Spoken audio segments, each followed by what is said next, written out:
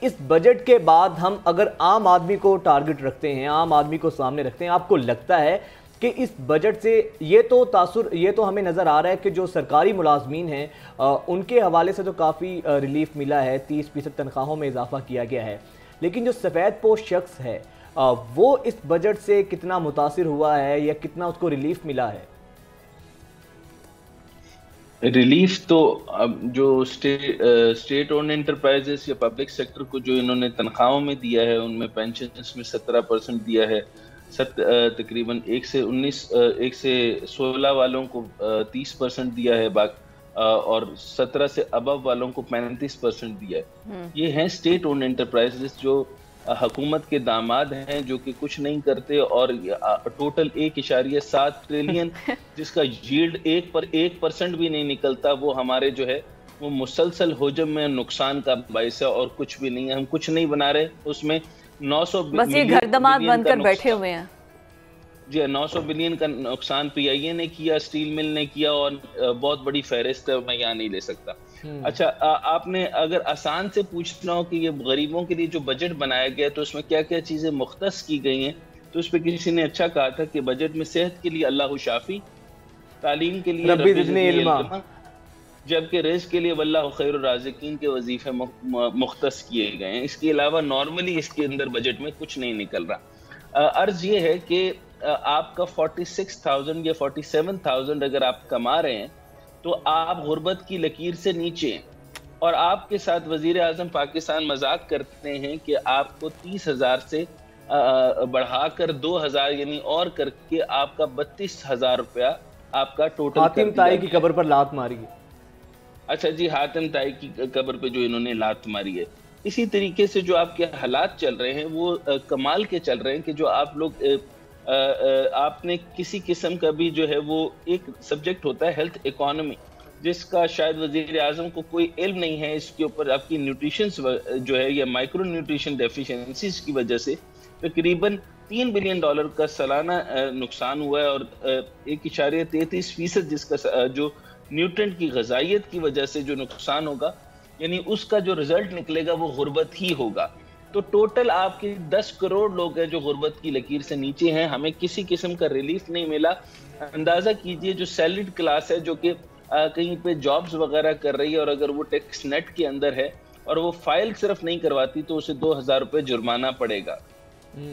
اس کے علاوہ جو ٹیکس ریشنلائزیشن ہونی ہے اور جو سارا کچھ ہونا ہے، اتنے بڑے اہداف ہیں قرض کے، تو مجھے تو یہ سمجھ ہی نہیں آئی کہ جس وقت یہ ٹیکس دے رہے تھے تو انہوں نے 902 ارب روپے وہ دیا، اور پلس جو ہے 2,298 روپے جو کا بجٹ، یعنی کل ملا لیں 3 ارب روپے کے قریب انہوں نے نان ٹیکس ریٹرن کے اوپر جو ٹیکس ریونیو کا جو ہے وہ ٹیکس لگا دیا۔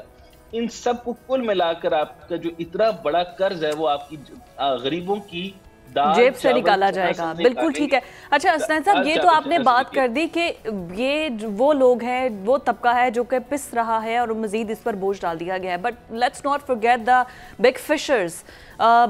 وہ تو ہر ٹائم پر پیسہ کما رہے ہوتے ہیں، اور مجھے ایسا لگتا ہے کہ آپ لاہور کی، کراچی کی، اسلام آباد کی سڑکوں پر باہر نکلے تو آپ کو V8، آپ کو لینڈ کروزرز، آپ کو پراڈوز ایسے نظر آتی ہیں کہ جیسے ہم we are the richest country in this world.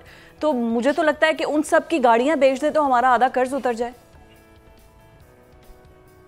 نہیں، اب دیکھیں، امیر ہونا بری بات نہیں ہے، قرض نہ دینا، جو ٹیکسز ہیں وہ نہ دینا بری بات ہے۔ اس وقت آپ کی بے شمار 25 بڑی کمپنیز ہیں، ان کمپنیز کے اوپر تو 3 سے بڑھا کر 6% ٹیکس لگا دیا گیا، لیکن ٹبیکو سے لے کر آپ کی بڑی ساری کمپنیز اتنی ساری ہیں جو کہ آپ کی ٹیکس چوری میں مبتلا ہیں۔ اب آپ اندازہ کیجئے کہ کسٹم کی ڈیوٹی بھی جہاں کم کی گئی، تو اس کے اندر اگر آپ کو میں بتاؤں گا تو آپ کو بہت انٹرسٹنگ لگے گا کہ ڈائپرز اور سینیٹری نیپکنز کی خام مال پر کسٹم ڈیوٹی کی چھوٹ دی گئی۔ شرمز اور جھینگے، یعنی یہاں پر دال، چاول، چنا، آٹے کے ماندے پڑے ہوئے، وہاں پر کہا جا رہا ہے کہ شرمز، جھینگے، تجارتی فشز، فارمز، ہیچریز میں اور افزائش نسل کے لیے ان کے بچوں کی درآمد پہ کسٹم ڈیوٹی جو ہے وہ چھوٹ دے دی گئی ہے۔ اس کے علاوہ ایک اور آپ کے اوپر کام کیا ہے، ہم اپنے ملک سے بنا کر اپنے بچوں کو کپڑا نہیں پہنائیں گے، ہم اپنے بچوں کو یہاں کے صنعتوں کے یہ جو فیصل آباد کی ٹیکسٹائل ہے یا باقی چیزیں جو ٹیکسٹائل ہے، یعنی کیسی ہمارے کے اوپر آپ یوں کریں شرمندگی کا باعث ہے کہ ہم نے لنڈے کے اوپر ڈیوٹی فری کر دیا. یعنی آپ یوں سمجھ لیجئے کہ لنڈے والوں کے لیے یہ بجٹ بنایا گیا. ہم اپنے بچوں کو اپنی انڈسٹری کو ہم نے انکریج نہیں کیا، باہر کی انڈسٹری کو زیادہ اسٹرینتھن کیا ہے ایک قسم کا. یعنی امپورٹس کے اوپر ٹوٹل آپ نے بل بڑھا کر، اسحاق ڈار صاحب اس سے زیادہ کرتے ہی کچھ نہیں ہے. آپ یہ اندازہ لگائیں کہ صرف اور صرف وہ امپورٹ بل اور روپی کی کنٹرول کے اوپر لگے رہتے ہیں، جو ان سے نہیں ہونا. اب میں زیادہ موٹی باتیں کرنے کے بجائے میں سمپل آپ کے ساتھ یہ لگا دوں. پھر انہوں نے سارا کا سارا فائدہ جو ادھر دیا کہ وہاں پہ سمندر پار جو رہتے ہیں ان کو 10% کے اوپر لگا کر کے آپ کو کھلی چھوٹ دے دی. پھر وہ تقریباً جو ہے وہ $100 ارب ڈالر تک جو ہے وہ لے کے آ سکتے ہیں پیسہ. پھر آپ کے جو اچھے اور برے کی مجھے تو سمجھ ہی نہیں آ رہی کہ ایک بھی چیز ایسی نہیں ہے. ہمارے لیے صحت کا کوئی بجٹ نہیں ہے، ہمارے پاس ایجوکیشن کا کوئی بجٹ نہیں ہے. آپ نے صرف تنخواہیں دی ہیں، وہ بھی سندھ کے کہنے کے اوپر دی ہیں. ہماری غذائیت کی کمی شدید تر ہوتی جا رہی ہے. فوڈ انفلیشن کا کوئی علاج نہیں ہے. 37% یہ ہو گئی، 47% تقریباً فوڈ انفلیشن ہونے جا رہی ہے. غریب کا جنازہ نکال کے رکھ دیا. ڈاکٹر صاحب بات آپ کی بالکل ٹھیک ہے. میں صرف نا اب آپ کو بڑے بڑے پاکستان کے وہ سیکٹرز گنواتی ہوں، آپ ہماری رہنمائی کر دیں جن پر ٹیکس لگا ہے. سب سے پہلے تو پراپرٹی کا پر بتا دیں کہ پراپرٹی پر ریلیف دیا یا ٹیکسز لگے ہیں؟ پراپرٹی پر ریلیف دیا جی. Very good. اس کے بعد شوگر مافیاز پر آ جاتے ہیں. شوگر والوں کو انہوں نے ریلیف دیا یا ٹیکسز لگائے ہیں؟ جی شوگر مافیا کے اوپر انہوں نے ریلیکس کیا، ان کو کچھ بھی نہیں کہا. انہوں نے کہا کہ گنے کی فصل لگائے جبکہ ہمیں کاٹن چاہیے. اور سیمنٹ فیکٹری، سریا اور بجری جو چاہیے ہوتی ہے، اس کو جو کنسٹرکشن ہے ان کو ریلیف دیا ہے یا ٹیکسز لگائے ہیں؟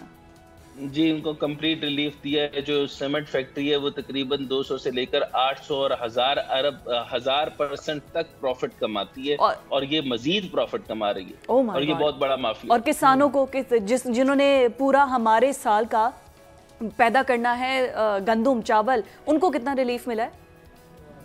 اچھا اس کے اوپر کیا کیا کہ انہوں نے جو کیونکہ بڑے زمیندار ہے، کسان تو غریب وہاں پہ مزارع ہوتا ہے، تو ان کو تو کیا ملنا ہے، کسانوں کے لیے کچھ نہیں دیا. کیونکہ ایگریکلچر پہ انہوں نے کوئی ٹیکس نہیں لگایا، اس لیے کیونکہ اور بیج بھی امپورٹ کرنے کی اجازت دے دی، اور اس کے اوپر کوئی ڈیوٹی نہیں ہوگی، کوئی ٹیکس نہیں لگے گا، اور کسی قسم کا ٹیکس نہیں لگا رہے اس طریقے سے. کیونکہ چلے اس لحاظ سے یہ تو ایک اچھی چیز ہے، یہ تو ایک اچھی چیز ہے جس کو بجٹ میں کم از کم اپریشیٹ کیا جانا چاہیے. بہت شکریہ ڈاکٹر صاحب آپ کے وقت کا.